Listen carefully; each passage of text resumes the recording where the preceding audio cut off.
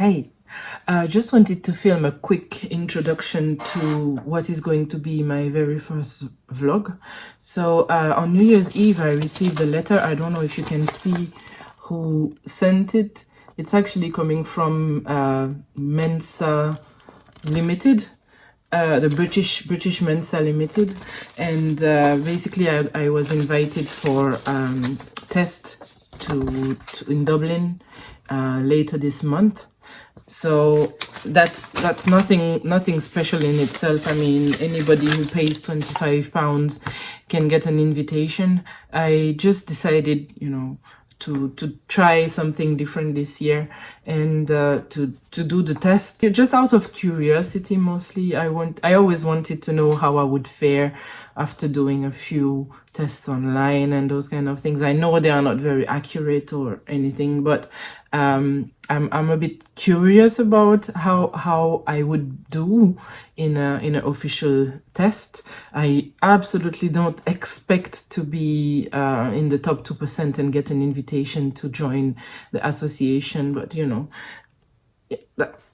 anything can happen at this point. So yeah, later this month I will be going to Dublin to complete the test.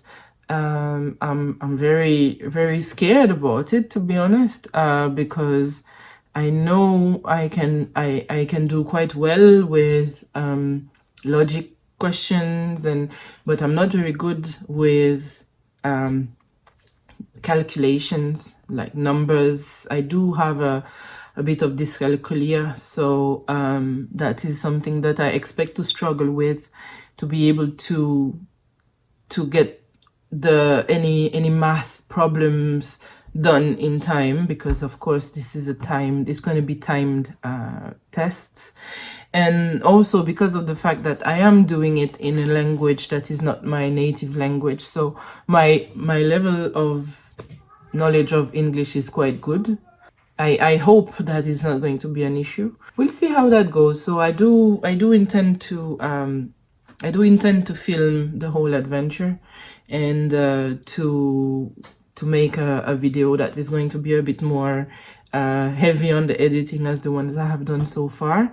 I hope you will enjoy this little adventure with me, and because, well, today is the first day of the year, so I will wish you a very happy new year.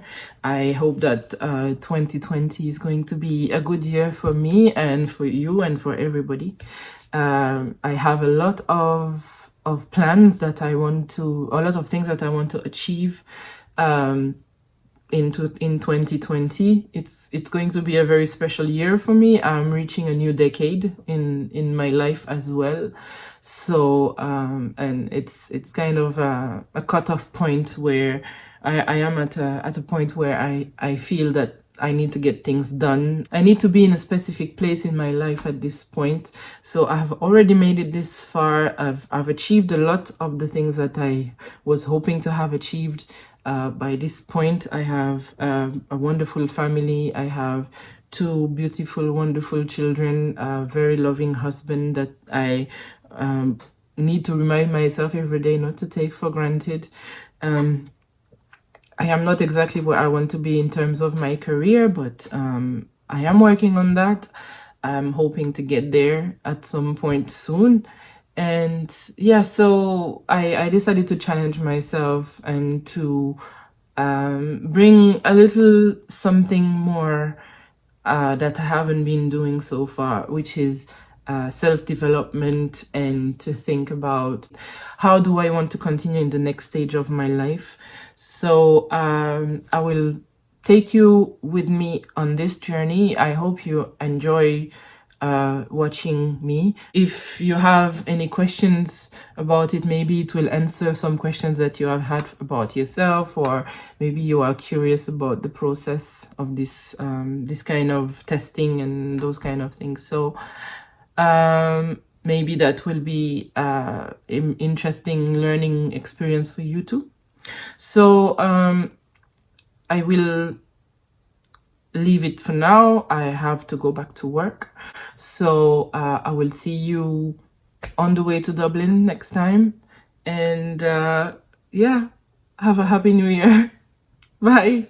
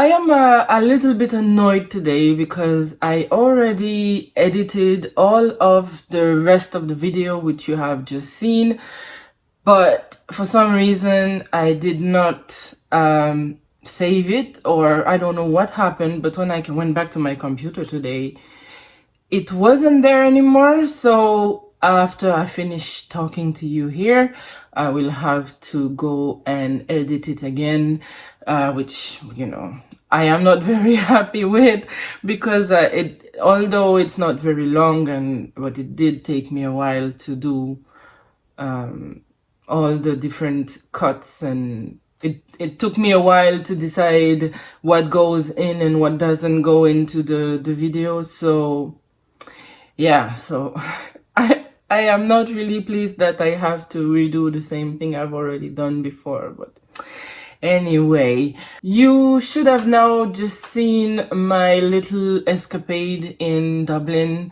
where I took the Mensa IQ test. This was intended to be like more of a vlog than it actually ended up being, but I just felt really awkward.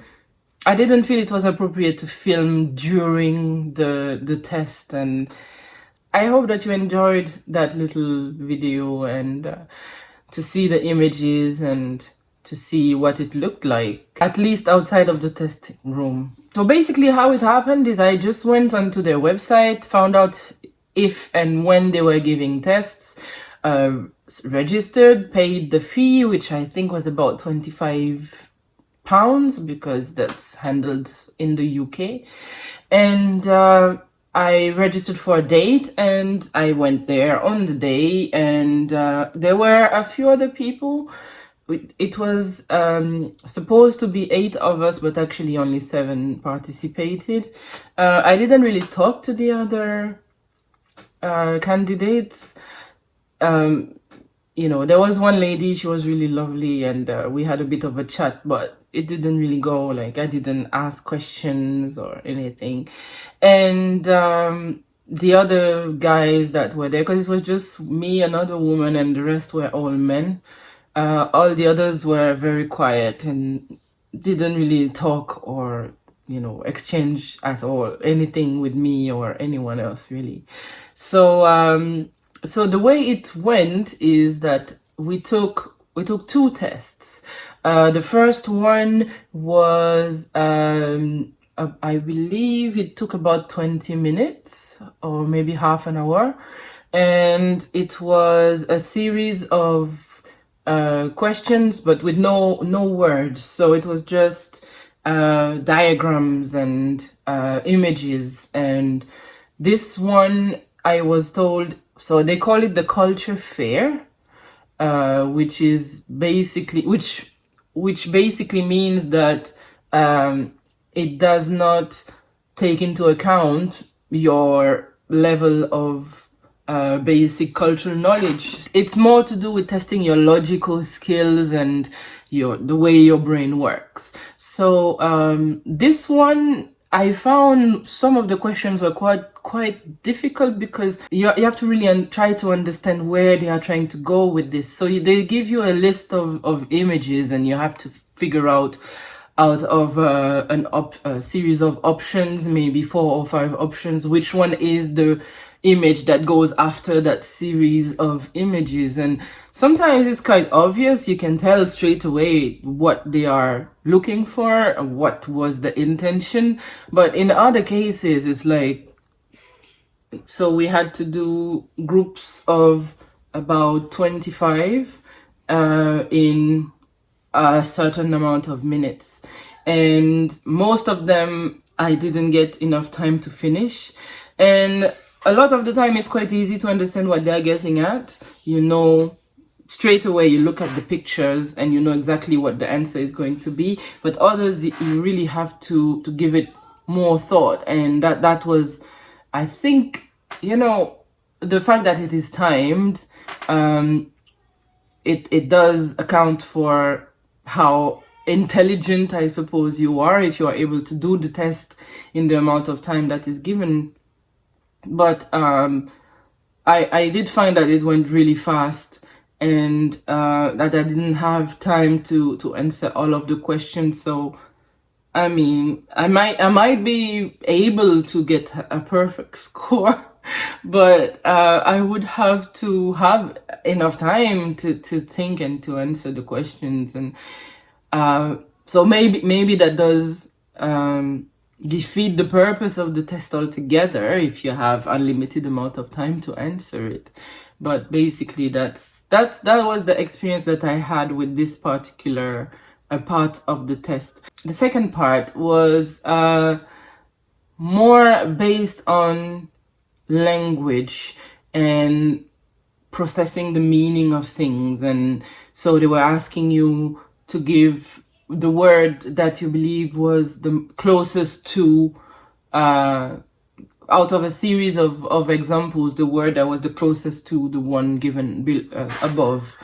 There were they give you a word and you have to give them what is the opposite of that word.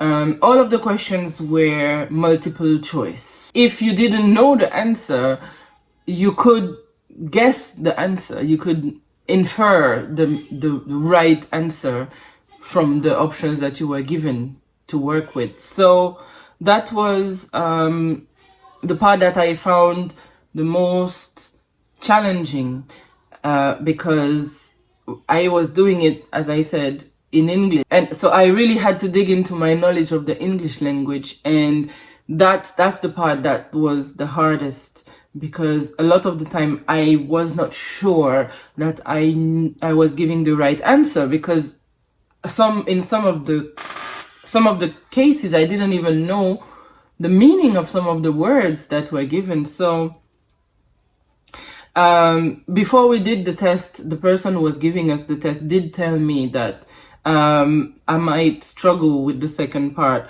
but then if I do it in my native language, it might be a lot easier. So for this one, I was able to answer most of the questions. It was also separated in different parts.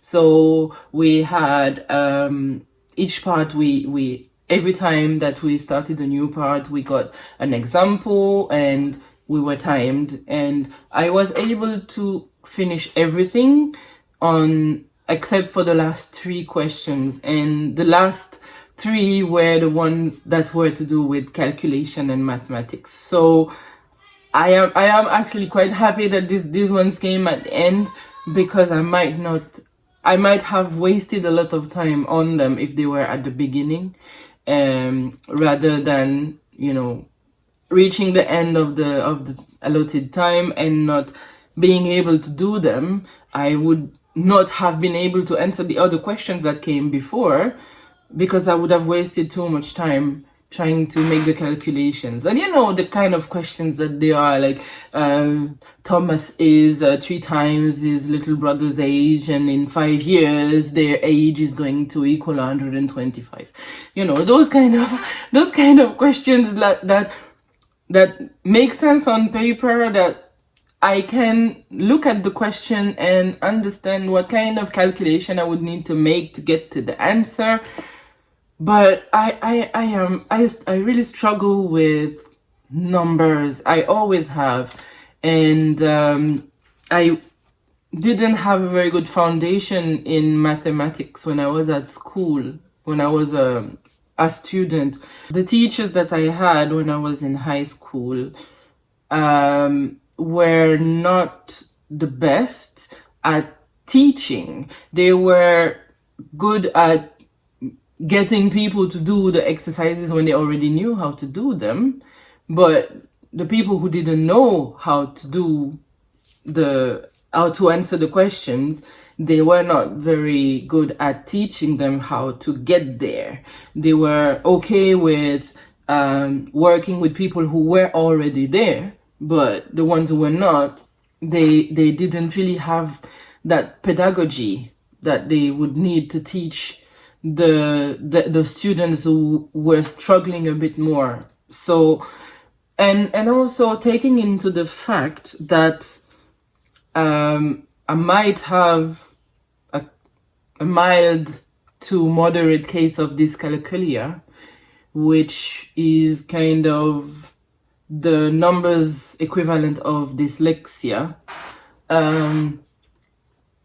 So I wouldn't be surprised if even with a great teacher, I would still struggle with math because numbers don't make sense to me. And that is something that I've always found really hard. I always have to have a calculator for the simplest little addition or subtraction. I always need to get my phone out and use the calculator. And you know, that is something that I did struggle with at school, because I am otherwise quite smart. I am otherwise quite bright. So I believe the teachers probably thought that I was doing it on purpose, like I was just lazy, that I wasn't making the effort to do the work like everyone else, because I was having no issues with most of the other subjects that we were being taught. So why in math I was suddenly like failing, and it didn't make sense to them. Now it makes sense to me because I know that I might be affected by dyscalculia. Although I didn't really get a formal diagnosis or anything yet. It's just because I've been talking to my GP, and he suspects that I might have dyspraxia, which dyscalculia is a symptom. So that is something that is very likely, but I am working on getting a proper diagnosis and on getting a better understanding of how my brain works, which is why I took the Mensa IQ test to begin with. Like I said in a previous video, I am in this journey of discovery, kind of myself, of how I work, of how my brain functions. And I have to say it is a bit of a scary thing when I think about it, because I am finding out things about myself that I'm not very comfortable with. But at the same time, I am also finding out about things that help me accept other aspects of my life or of my personality, which hopefully is going to help me move in the world with a bit more ease, because so far I've had a bit of a hard time, and particularly with regards to living with people, like being a social person. And I am not a loner by choice, and I would love to be able to understand the reasons why I behave in certain ways, or I react in certain ways depending on the situation. So to go back to my Mensa IQ test experience, I did not find that the test itself was extremely difficult. I just struggled with the amount of time that I was given to complete the tasks.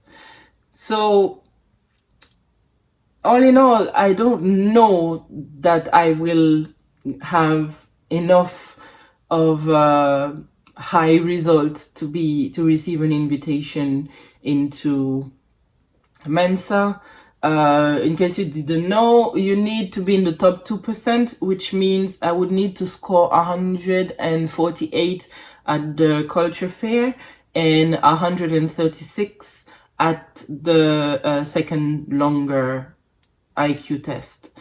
And in order to be invited to join Mensa. So we'll see how it goes. I mean, I would be very pleased if I received an invitation. I wouldn't be devastated if I didn't. I guess I would be devastated if I failed miserably, because I believe that being a smart person is something that I usually define myself by.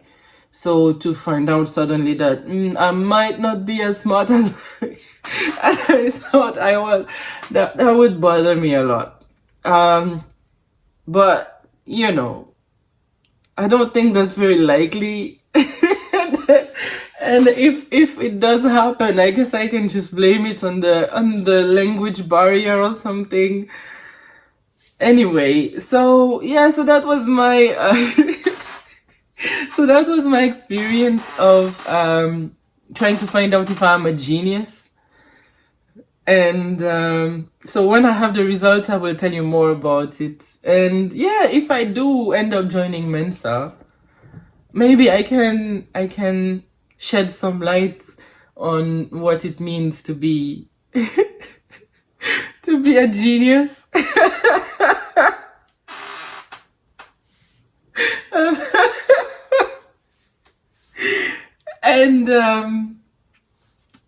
And what difference it actually makes into my life once I become aware of that big massive brain of mine.